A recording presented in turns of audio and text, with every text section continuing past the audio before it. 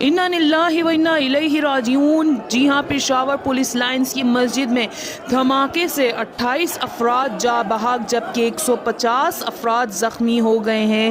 دھماکے کے وقت مسجد میں نماز ظہر ادا کی جا رہی تھی۔ دھماکہ اس قدر شدید تھا کہ اس سے مسجد کا ایک حصہ شہید ہو گیا۔ دھماکے کے نتیجے میں درجنوں افراد زخمی ہوئے جنہیں ریڈنگ اسپتال منتقل کیا گیا۔ اسپتال میں لائے جانے والے افراد میں پولیس اہلکاروں کی بڑی تعداد شامل ہے۔ ڈپٹی کمشنر پشاور نے واقعے میں اب تک 17 افراد کے جاں بحق ہونے کی تصدیق کی ہے جبکہ 60 کے زخمی ہونے کی تصدیق کر دی ہے۔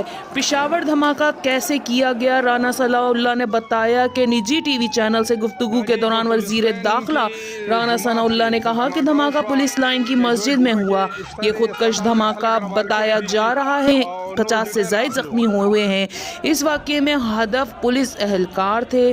سوابی میں بھی 2 دہشت گردوں نے خود کو اڑا لیا۔ سوابی کے علاقے ہنڈ میں دہشت گردوں کی موجودگی پر پولیس نے کارروائی کی۔ دہشت گردوں نے پولیس کو دیکھتے ہی فائرنگ شروع کر دی۔